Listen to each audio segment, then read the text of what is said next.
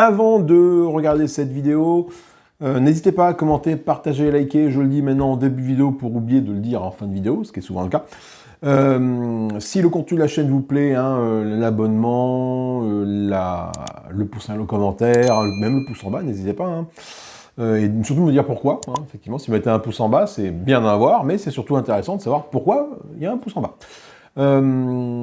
Et donc les commentaires sont là pour ça. Non, je réponds à tous les commentaires avec un petit délai quelques jours, mais j'essaie de répondre à tous les commentaires.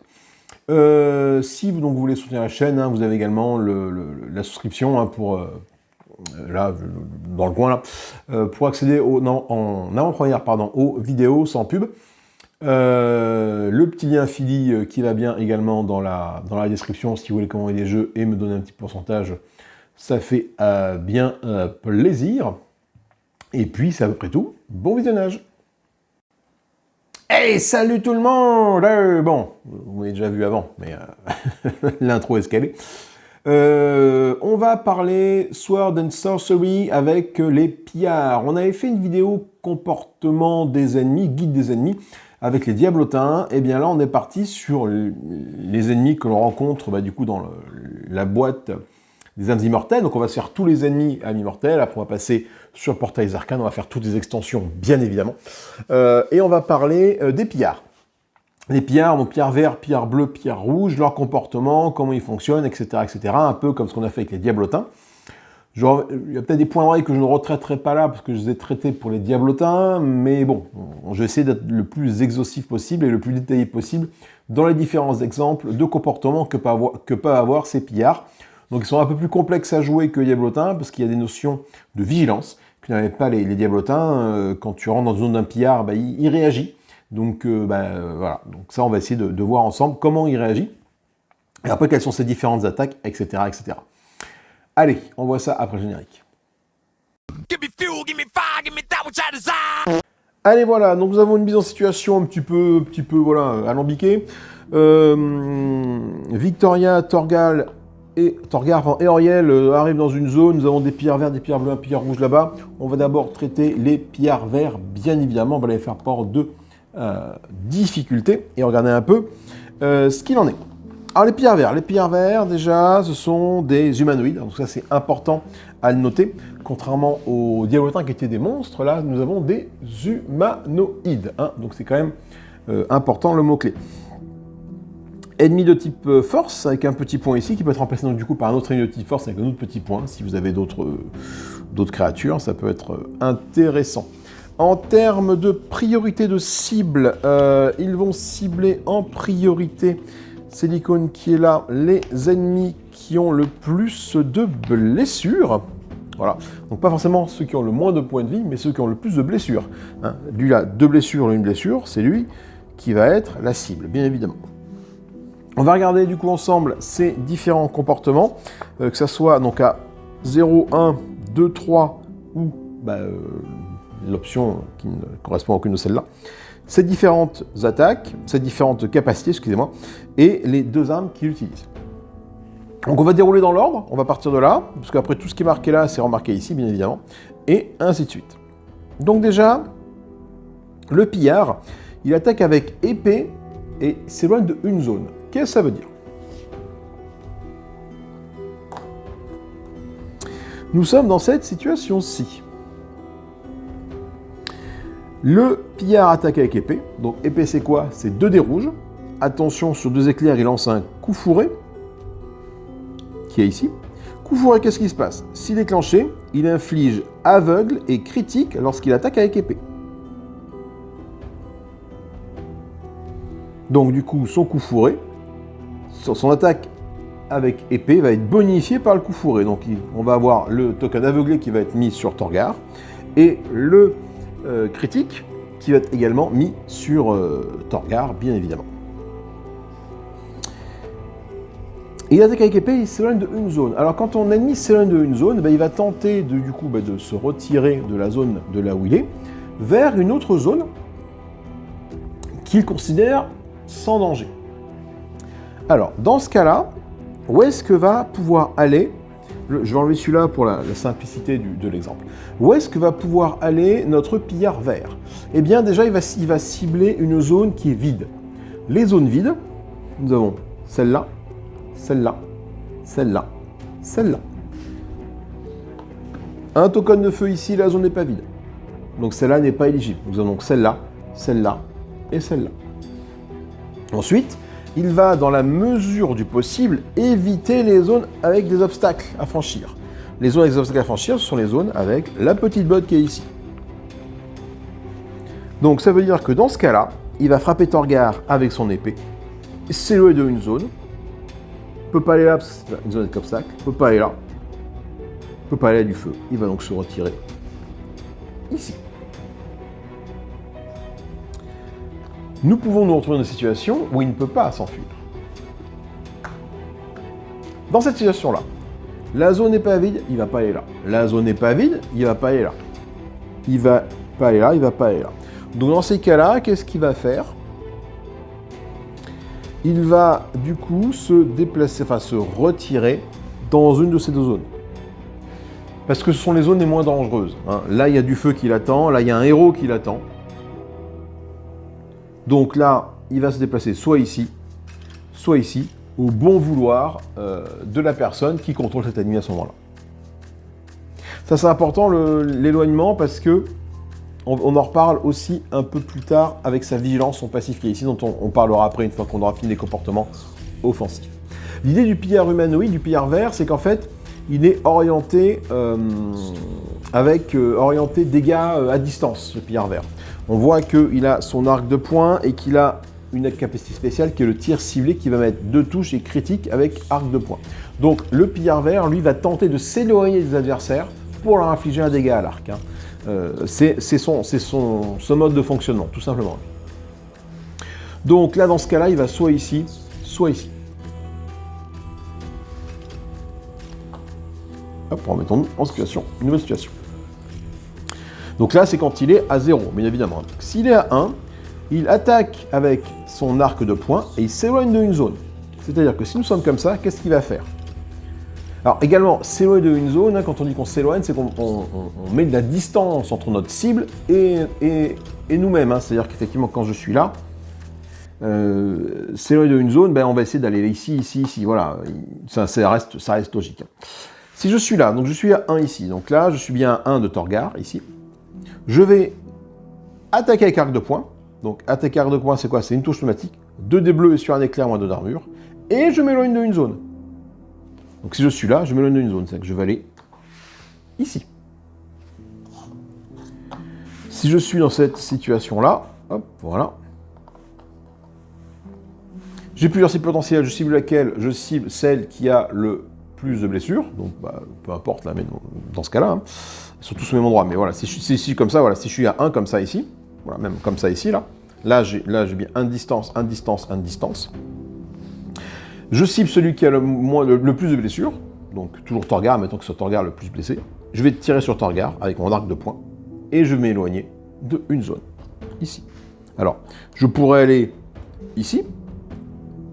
Si jamais il n'y avait pas de feu, je pourrais aller ici, effectivement, parce que ça m'éloigne de Torgar, mais comme il y a le feu et que du coup la case n'est pas considérée comme étant vide, il ne va pas y aller. Il pourrait aller là, mais c'est un obstacle franchissable, donc un obstacle, donc il tente de ne pas y aller. Il tente de ne pas aller là. Là, ça ne l'éloigne pas de Torgar, il reste toujours à une zone de distance de Torgar, donc il va aller ici. On aurait été dans cette situation-là. Torgar aurait été la cible préférentielle. Il serait allé ici. Parce qu'il aurait fait 1, 2 de Torgar. Il ne s'éloigne pas d'eux, mais tant pis, il s'éloigne de sa cible. Hein. Il n'aurait pas été là parce qu'il y avait du feu. Il n'aurait pas été là à cause de l'obstacle. Il n'aurait pas été là parce qu'il ne serait pas éloigné de Torgar. On cherche à s'éloigner de notre cible. On ne cherche pas à s'éloigner des héros, mais à s'éloigner de notre cible. Dans cette situation-là, eh bien, il va aller soit là, soit là. Après, si on est dans cette situation-là, il va là. Si on est dans une autre situation où on est comme ça. Alors, donc là, il manque un héros. Mais bon, on est dans cette situation-là. Il va tenter de s'éloigner. Et bien là, qu'est-ce qu'il fait? Donc là, Ça, c'est un héros que l'on cible. Je vais prendre un autre couleur. Tiens, hop, ça pour vous montrer que ça, c'est un héros. Là, dans ces cas-là, il ne peut pas s'éloigner. Alors, s'il peut s'éloigner de 1, il peut aller ici, parce qu'il cible ce héros-là. En ciblant ce héros-là, il va aller ici. On peut toujours trouver des combinaisons. Après, effectivement, si on est dans cette situation-là où tout est bouché, il ne peut pas s'éloigner sans tomber sur un héros, qu'est-ce qu'il fait? Il reste sur place. C'est le moins dangereux pour lui. Il va pas aller dans le feu, il va se cramer les miches. Il va pas aller voir les autres héros parce que les autres sont occupés par des héros, donc il reste sur place. Après, ça reste de la logique. Et si jamais vous voulez le faire différemment, c'est possible d'adapter un peu le comportement. Au final, le joueur qui dirige le bonhomme, l'ennemi, est celui qui va prendre la décision, de toute façon, en cas d'égalité. Donc là, arc de poing, ça donne une case. De 2 à 3, il tire avec arc ciblé et attaque avec arc de poing. C'est-à-dire que si on est là, on est à 1, 2, 3, 1, 2, 3, 1, 2, 3. Il va cibler toujours celui qui a le plus de blessures, pardon. Si jamais on est comme ça, et que c'est Torgar qui a le plus de blessures, toujours, il fait 1, 2, il va pas tenter d'aller voir ce qui passe en 3, parce que c'est lui qui a la plus de blessures. Par contre, si on est comme ça, il fait 1, 2, 3, il regarde les ennemis qui sont à sa portée. Auriel a aucune blessure, Torgar a une blessure, c'est donc Torgar qui sera la cible du pillard. Et là, il utilise tir ciblé, et il attaque avec arc de poing. Tir ciblé, ça fait quoi? Ça veut dire que la prochaine attaque avec arc de poing inflige plus 2 et critique. Et ça le consomme évidemment une charge. Alors le petit 1 qui est ici, c'est le nombre de charges avec lequel commence l'ennemi. Ce n'est pas le coût de la compétence. On verra ça lorsqu'on verra avec les orques, les chamans ou les orques. Il y a un petit 2 qui est ici. Ça veut dire quoi le petit 2? En fait, ça c'est le nombre de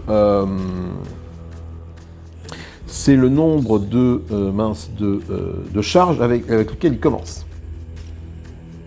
À chaque utilisation d'un pouvoir, on défausse une charge.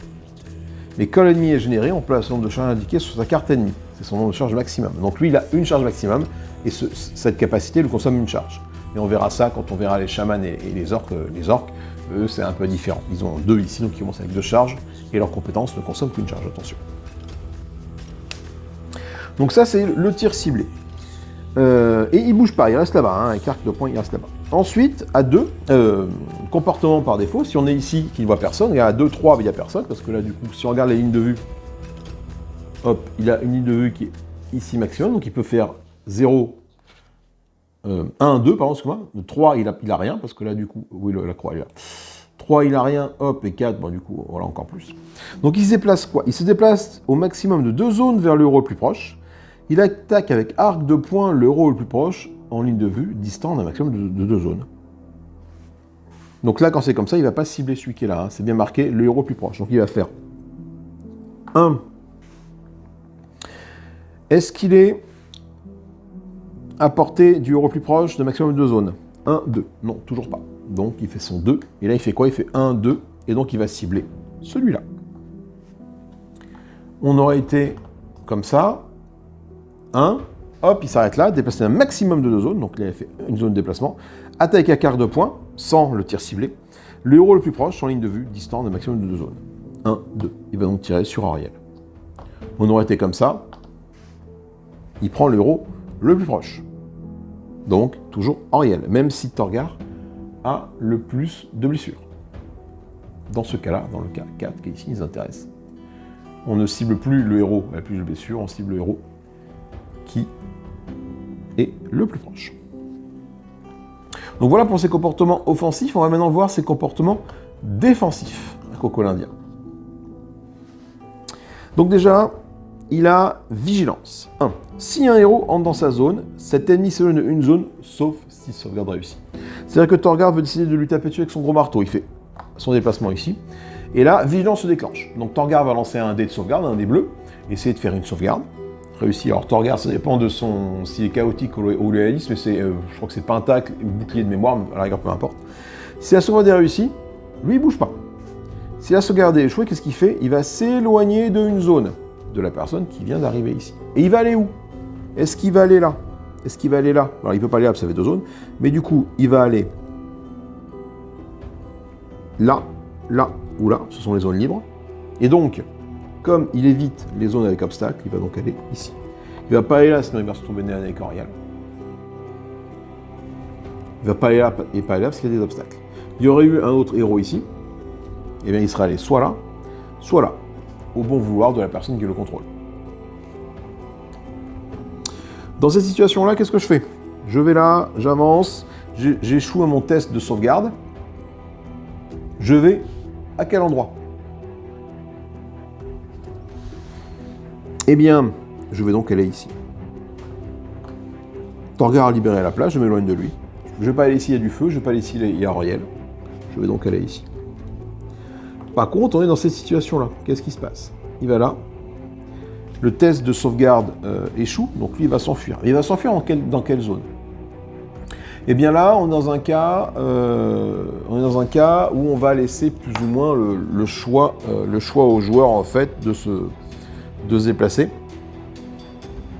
Parce qu'en fait, il est impossible de l'éloigner du héros qu'il a ciblé en choisissant des zones vides, parce que toutes les zones autour sont occupées par quelqu'un.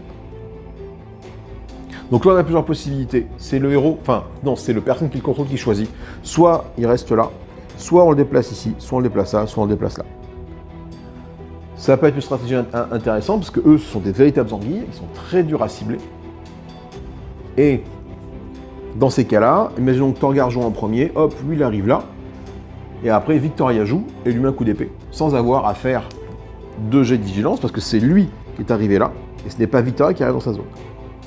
Donc ça peut être intéressant, pour arriver à les bloquer, justement, de faire en sorte d'étudier le terrain, pour pouvoir faire en sorte qu'ils soient bloqués. Et qu'en cas de fuite, ils se retrouvent forcément... J'ai mon truc là. En cas de fuite, ils se retrouvent forcément dans la zone d'un joueur. Dernière capacité, c'est la frappe des ombres. Il y a des cartes de comportement de monstre qui déclenchent ça. Si engagé, il attaque avec l'arme secondaire, donc arc de poing, et s'éloigne d'une zone. Donc encore une fois, le s'éloigne d'une zone, je ne vais pas le redire, hein, mais c'est ce qu'on a vu jusqu'à présent, c'est le s'éloigne d'une zone, c'est comme ça que ça fonctionne. Et on a vu les pillards verts. A tout de suite pour les pillards bleus. Les pillards bleus. Alors les pillards bleus, eux, ils sont plus orientés attaque au corps à corps, parce que vous voyez que dans leurs armes, ils ont une épée et un couteau, mais ils n'ont pas d'arc. Donc les pillards bleus, voilà, ils ont quand même une petite arbalète ici pour les distinguer et un petit couteau en plus. Les autres aussi ont une arbalète, hein, mais voilà, c'est la même figurine qui est reprise. Mais eux sont plus orientés du coup dégâts au corps à corps. Donc, Enmity Force, ici toujours ceux qui ont le plus de blessures, bien évidemment. On va regarder leurs différents comportements. À 0 ou 1, se déplace pour engager, attaque avec épée, si blessé, utilise potion de soin. Potion de soin, qu'est-ce que c'est? C'est leur capacité spéciale. Ils ont une potion de soin qui leur permet de soigner de 4 blessures. Donc eux, on va essayer de les tuer le plus vite possible pour éviter qu'ils se soignent. Hein, parce que soigner de 4, c'est quand même pas mal. Se déplace pour engager, entre 0 et 1. On est comme ça, on est comme ça. Où est-ce qu'il va aller? Ben, il cible celui qui a le plus de blessures. Si c'est Victoria, il va aller ici. Attaque avec son épée. Son épée, c'est quoi? Une touche de 2 dés rouges. Sur un éclair, il fait ambidextrie. Attention, ambidextrie, c'est quand même très pénible parce que qu'est-ce que ça fait? C'est déclenché. Après avoir attaqué avec épée, il attaque avec couteau. Donc, on résout son attaque avec épée. Et après, on fait une attaque avec couteau. L'attaque avec couteau, qu'est-ce que c'est? C'est très pénible parce que c'est 2 touches. Poison 1, et comme il y a forcément 2 touches, le poison s'applique forcément. Il n'y a pas de lancer de dés, forcément le poison s'applique. Donc là, c'est quand même très pénible, parce qu'il va passer son temps à vous empoisonner, cela. Donc il faut absolument les vaincre le plus vite possible. 2, 3, 4, attaque avec couteau et se déplace de 2 zones. 1, 2, 3, 4, même ici, hein. Toujours cibler celui qui a le plus de blessures. À bien que cette fois-ci, ça soit Auriel qui a le plus de blessures. Et bien, le couteau, il va le lancer de là. 1, 2, 3, 4 sur Auriel. Auriel va donc prendre 2 touches poison 1. Et après, il va avancer de 2. 1, 2. Ensuite, le comportement par défaut, c'est plus ou moins ce qu'on a, le même, sauf qu'au utiliser son arc, il utilise son couteau. S'il est ici, il va faire 1, 2, et après, il attaque couteau avec le héros le plus proche, distant de moins, de maximum 2 zones. Donc là, 1, 2, il tire dans le vide, mais là, on aurait été comme ça. Et bien, il fait 1, 2, lequel il tire. Par défaut, c'est le plus proche. Donc là, si on est comme ça, c'est Torgar. Si on est comme ça, celui qui a plus de blessures qui prend la relève. Il a une préparation. Préparation 2, c'est pas la même. Lui, par contre, là, quand on rentre dans sa zone, il veut être au corps à corps, lui. Donc, si on rentre dans sa zone, qu'est-ce qu'il fait? Il attaque directement avec épée. Donc là, il n'y a pas de notion de retrait, donc c'est plus facile à gérer. Mais il attaque avec son épée. C'est quoi son épée? Une touche de dé rouge. Et attention, sur un éclair, on déclenche le bidextrie, qui va donc déclencher son attaque au couteau, 2 touches poison. Donc attention, eux, ils sont quand même assez balèzes. Il a sa frappe des ombres qui est la même que son petit copain. Si engagé, il attaque avec son arme secondaire et il s'éloigne d'une zone. Voilà. Sa frappe des ombres fait en sorte qu'il va s'éloigner de son adversaire. Donc, pas plus compliqué que le pillard vert, hein, le pillard bleu, même plus simple, parce qu'en fait, il n'y a pas cette notion de quand je rentre dans sa zone, je fuis. Lui, quand on rentre dans sa zone, il envoie une tartine. Donc l'un dans l'autre, le bail. Donc l'un dans l'autre, il est plus simple, beaucoup plus simple à gérer. Voilà. On passe au pillard rouge. Je vais le mettre, hop, le pillard rouge qui est ici. Alors le pillard rouge, on va voir. Le pillard rouge, lui, donc il va cibler, enfin, c'est assez prioritaire, pardon, ce sont les mages, les héros de type mage. Il est de type force, avec un petit point. Regardons un petit peu ses caractéristiques. Donc il dispose d'une épée qui fait 3 touches automatiques, un dé rouge, et il lance un aveuglé sur un éclair. Il a un couteau, comme ses petits copains, un bleu, 2 touches, poison 1. Il a en passif préparation 2. Si un héros rentre dans sa zone, il attaque avec épée. Alors j'ai dit vigilance, c'est avec le bleu dans ses préparations, pardon. Moi, vigilance c'est autre chose. Mais la préparation 2, si un héros rentre dans sa zone avec épée, sauf si sauvegarde réussi, comme tout à l'heure, je vais le mentionner, mais c'était marqué sur la truc, il attaque avec son épée. 3 touches, attention, lui il tape à 3 touches, un dé rouge. Il a la capacité double frappe. Si une attaque avec épée inflige des dégâts, il attaque avec couteau le même héros. Donc là, s'il arrive à faire des dégâts, donc si on passe les jets de sauvegarde, les jets d'armure et tout, si l'adversaire prend au moins un dégât, il lance son couteau. Donc attention, on a tendance à l'oublier parce que c'est pas forcément indiqué au niveau de l'épée. Quand on fait épée, là on fait aveugler, puis ça, le double frappe, on a tendance à l'oublier. Donc quand on combat le pillard rouge, attention à ne pas oublier ça. Moi, ça m'est déjà arrivé de l'oublier. Il a une potion de soin, une seule, il se soigne sur 4. Et il a le haut commandement qui dit que tous les autres ennemis en ligne de vue utilisent leur pouvoir et rechargent. Un truc. On dit bien tous les ennemis, hein, pas les humanoïdes ou les monstres, hein, c'est vraiment tous les ennemis qui utilisent leur pouvoir. Et ça, donc lui, si jamais ça sort, il va faire déclencher, si on est comme ça, par exemple, hein, là, tout le monde, là, tous les pillards bleus vont tous les pillards en jeu vont se déclencher avec leur frappe des ombres.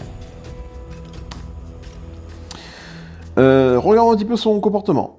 0, 1 ou 2 se déplace pour engager. Donc là, le mage il est là. Donc là, il est à 0, 1, 2. Même s'il engage Torgar, il va faire quoi? Il va aller ici. Et il va engager Auriel, qui est un personnage de type mage. Il attaque avec épée.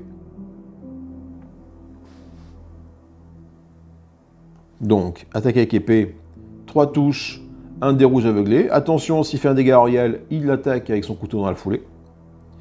Et il utilise au commandement.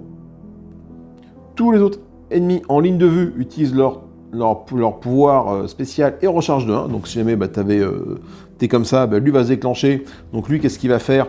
0-1, il va se déplacer pour engager celui qui a le plus de blessures. Et bien que ce soit Auriel, non elle peut plus, mais que ce soit Torgar, il arrive là, enfin bref, voilà, vous avez compris. Lui, il va faire en sorte que tout le monde rejoue avec lui.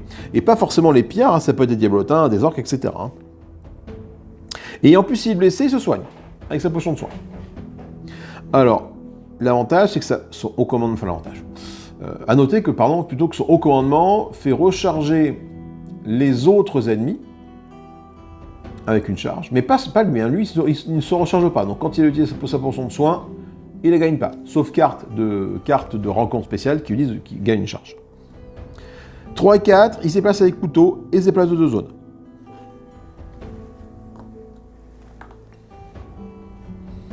Donc avec 3 et 4, hop, on est comme ça. 0, 1, 2, 3, 4. Il attaque avec couteau, donc il attaque qui? Le magicien. Donc 1, 2, 3, 4, il va taper sur Auriel. Il va se déplacer de 2 zones. 1, 2. Voilà. Si on est comme ça, non ça marche pas, si on est comme ça, il va cibler lui. Donc il n'y a pas de souci. Hop. 0, 1, 2, 3. S'il est comme ça, il fait quand même 1, 2, voilà, et il tape toujours sur Auriel, hein, bien évidemment. Ensuite, s'il voit personne qui est planqué là-bas, il y place 2 zones vers le héros le plus proche. Il attaque avec couteau le héros le plus proche, en ligne de vue d'un maximum de 2 zones. C'est le même comportement que tous les autres. Et on a fini avec les pillards. Donc vous avez vu, on a passé un peu de temps à expliquer le pillard vert. Le pillard bleu a été beaucoup plus rapide, de même que le pillard rouge, parce qu'ils ont à peu près les mêmes comportements. Mais ce qui était important de décrire là, c'était le fameux « je m'éloigne de une zone »,« je m'éloigne de une zone », la vigilance, il s'éloigne de une zone, etc. Voilà, le fait que lui soit une véritable anguille quand on rentre dans sa zone. Lui, par contre, quand on rentre dans sa zone, il nous met une grosse paraline avec son épée. Et lui, quand il rentre dans sa zone, il nous met une grosse paraline avec son épée, sauf, bien évidemment, tout ça, si sauvegarde réussit. Par contre, attention, le pillard rouge est quand même un guerrier très très dangereux, parce qu'il te frappe à 3 touches, un des rouges, et si jamais il fait une blessure, il a son attaque au couteau derrière. En plus, il peut lancer son haut commandement, qui vont faire en sorte que tous les autres ennemis en ligne de vue de lui vont pouvoir jouer. Donc lui, on a tout intérêt à essayer de l'isoler le plus possible des autres ennemis pour pas qu'ils les voient, soit avec des coups de bouclier, soit avec différents, oui, des repoussés, des bâches, donc coups de bouclier, d'autres, des coups de bâton en zone pour essayer de le faire se replier. Tu vois, si on est par exemple dans cette situation-là et qu'il y a des gars ici, eh ben, on va tout faire pour que lui, hop, on essaie de le repousser ici, en fait, tout simplement avec n'importe quelle technique pour que lorsqu'il fait son haut commandement, alors là, du coup, il va se rapprocher, il va le faire, mais après que nous, on soit comme ça engagé ici, hop, voilà, qu'on essaie de faire tout ce qu'il faut pour qu'il ne se déplace pas et qu'il arrive en ligne de vue des autres ennemis, pour les déclencher. Voilà. Eh bien écoutez, c'est tout pour les pillards. J'espère que cette vidéo vous a plu. Je vous fais des gros bisous. Commentez, partagez, likez. Dites-moi s'il y a des points qui n'ont pas été clairs. J'essaierai d'y répondre, évidemment. Sur ces bonnes paroles, bonne fin de ce que vous voulez à partir de quand vous regardez cette vidéo. Amusez-vous bien. Salut, salut, bye bye.